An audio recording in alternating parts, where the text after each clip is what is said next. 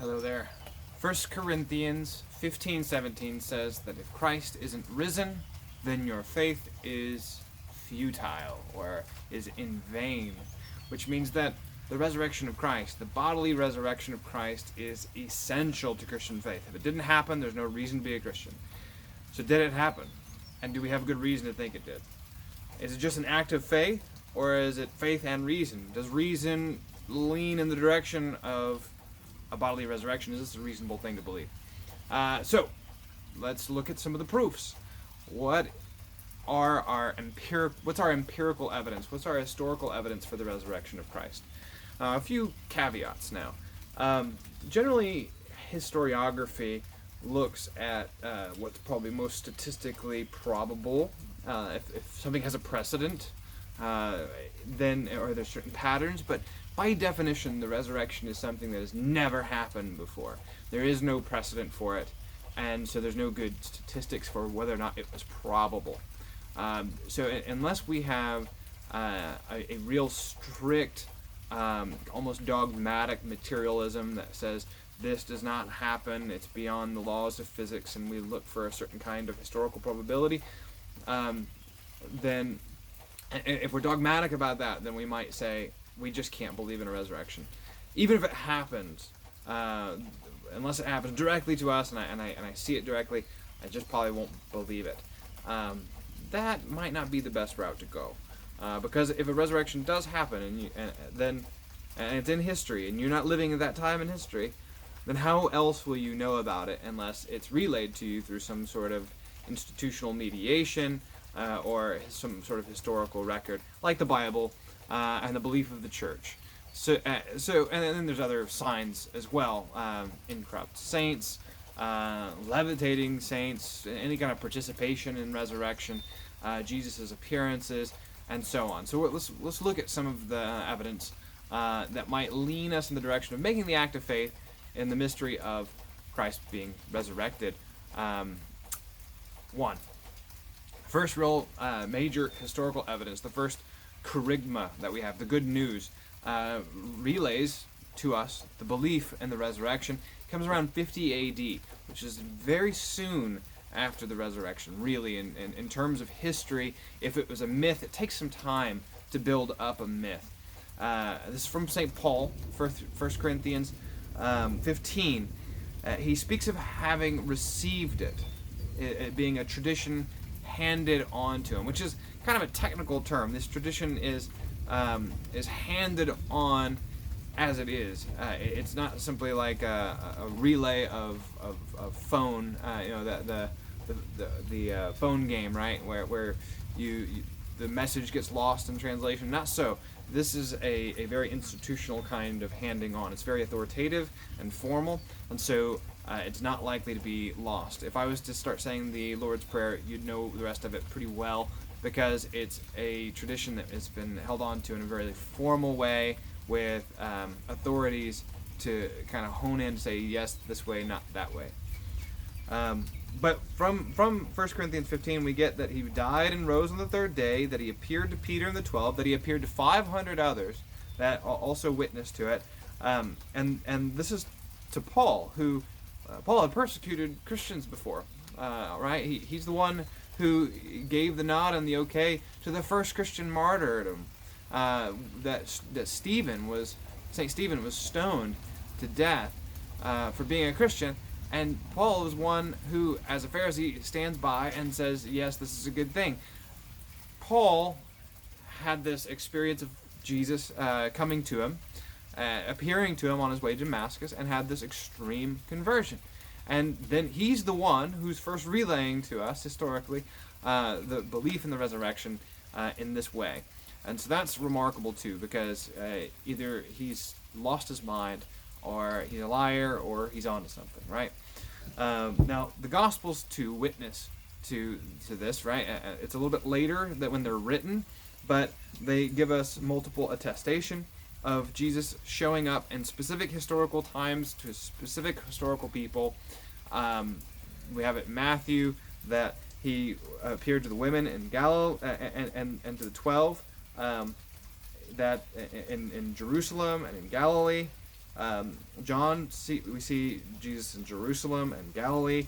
John 20 in Jerusalem, John 21 in Galilee, and Luke we see him in Jerusalem. All of these marks of the historical place where they were is kind of pushing against an early tendency to say that Jesus was just an appearance of man. God was so transcendent that surely he wasn't incarnate, but the real incarnate bodily resurrection places him in history. It anchors him into specific time and place, and so it was important to the early Christian community to press for the incarnation, to say he really is incarnate, and that it was a real bodily resurrection. This early heresy that they're pushing against is called Docetism, from dokine, to appear. So this docetic tendency provides us now a reason to think that there's real a historical place, because it's been relayed to us that way in pushing against that, which is good. All right, so what else do we know from history outside of the scriptures? We know that it happened under Pontius Pilate, that there's an empty tomb, that empty tomb has an owner, Joseph of Arimathea, that the enemies of Christianity and of Jesus did not say that it wasn't Joseph of Arimathea. That was uncontested. Everybody agrees on this. That it was preached in Jerusalem first, the very place where you could have gone and looked for the dead body and pointed out, preached there first.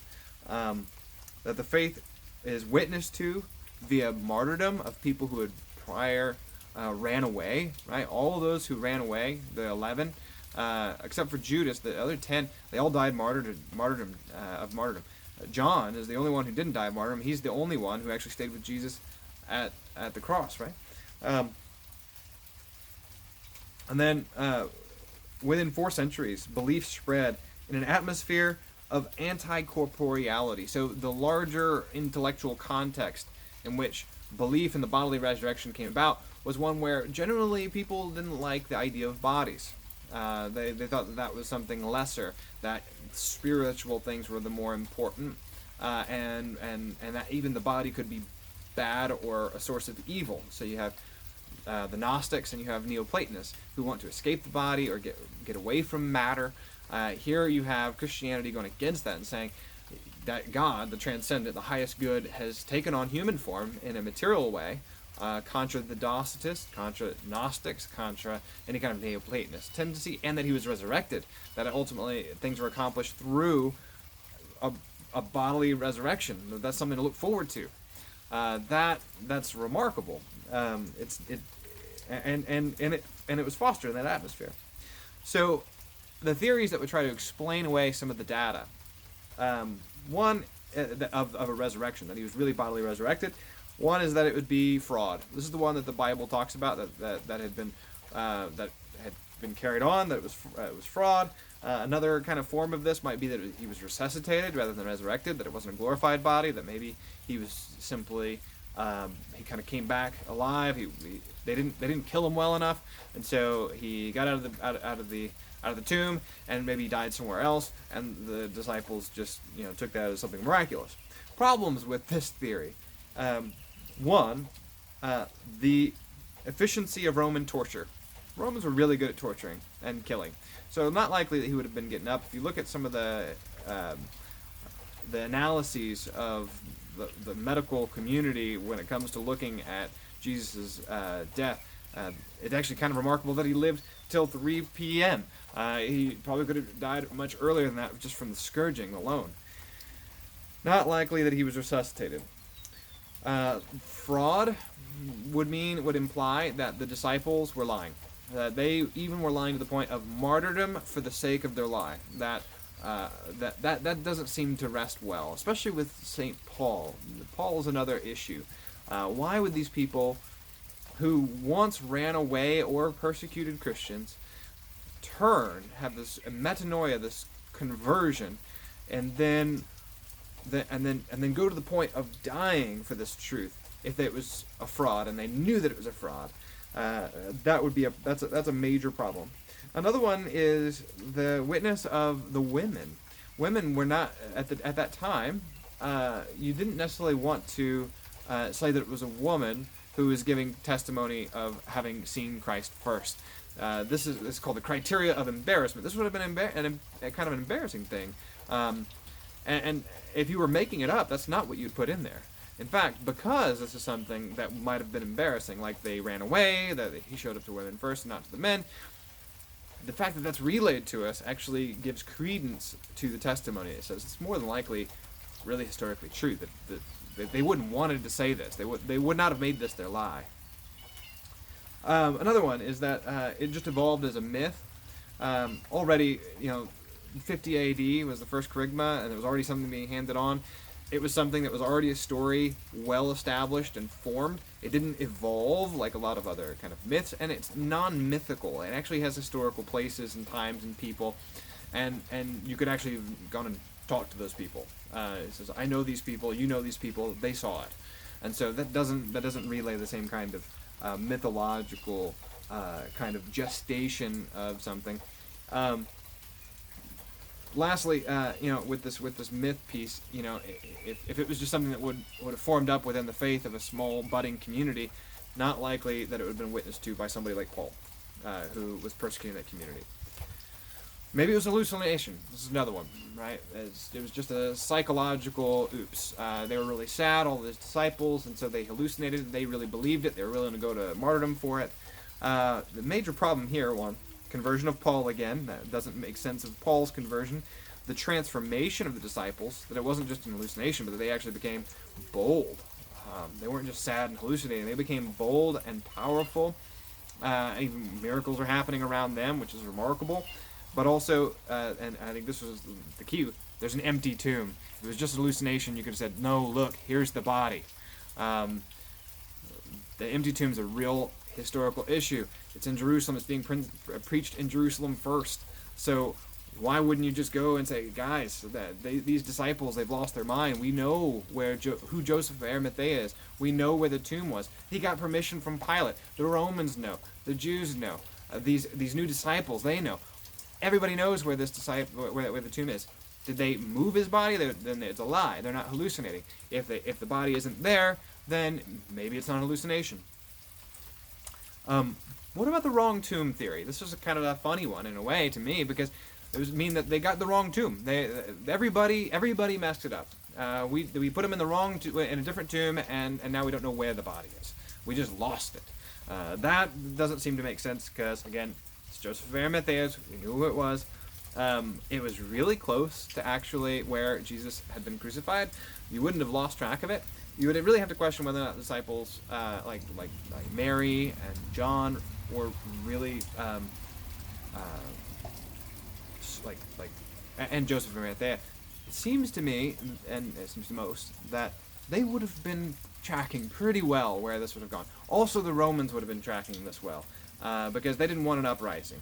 And the Jews would have been tracking this pretty well. So everybody would have known where Jesus' body was. It's not likely they'd have lost it. And so this just doesn't seem to make a lot of sense. Plus, you have the appearances to 500 people. So that's not something to be lost. So what are these appearances like? They're definitely bodily. Jesus even asked, do you have any food? He takes food from them, and he eats it. And so he seems to have gestation. They can place their hands in his side. At the same time, he's going through locked doors. He's appearing and disappearing. He's showing forth and being recognized in the breaking of the bread. So there's something spiritual or something material. They don't recognize him sometimes at first. Then they come to recognize him.